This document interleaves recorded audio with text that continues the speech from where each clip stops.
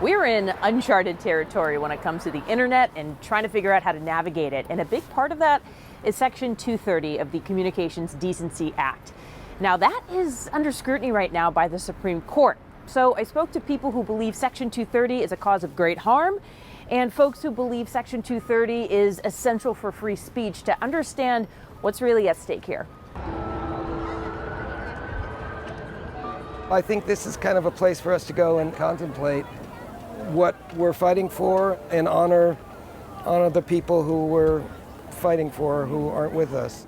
Outside the Lincoln Memorial gather families who have been through loss and mental hardship on a level that no parent should ever experience. My name is Matthew Bergman. I'm the founding attorney of Social Media Victims Law Center. You know, you have children who are, in many cases, very well-adjusted kids who, unbeknownst to their parents, become exposed to suicidal content online and in many cases take their lives or develop eating disorders or anxiety or are sexually abused. The families claim they are victims, that their children were delivered harmful content on social media platforms. So this is Draco. Come here. Yeah, he's saying hi. 20-year-old Alexis Spence is one of them. She says she's been exposed to harmful words and images since she was 12 years old and for nearly half her life has been impacted by a serious mental illness. I started to see more and more wellness content and models, and then very slowly that wellness content's turned into very harmful content, which kind of formulated an eating disorder. Some of the things that I saw were like fresh cuts, like still bleeding fresh, really graphic content. I mean, sick, malnourished people with like their bones like protruding out of their bodies, and it's awful. Spence and other families traveled to Washington amid a larger debate over free speech online.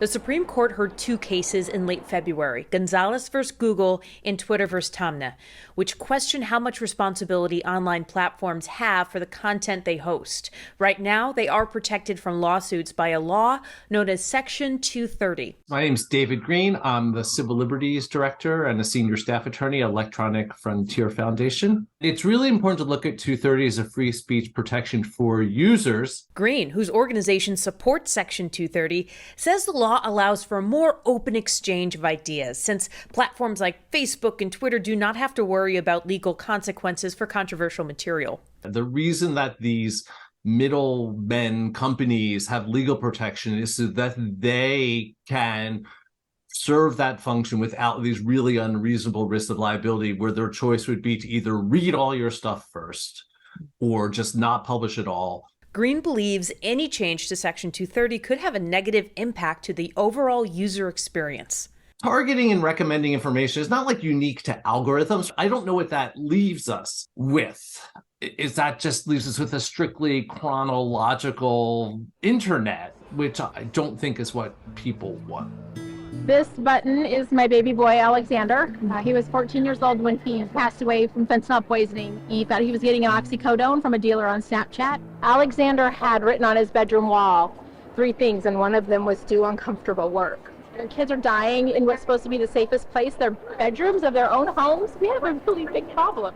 The Supreme Court decision is not expected for months, but it may alter the way we use the internet in the future. These families believe it's time for a change and that there's no reason to protect companies when their platforms are used for the wrong reasons. I didn't want to feel like I was completely exposed, but then the more I thought about it and the more loss that I saw and the more grief that I saw when it came to the damages around social media and, all the families that are here with us, today, it's comforting, I guess, to be like, oh, no, this is for a reason. Vanessa Mashanya, Scripps News, Washington.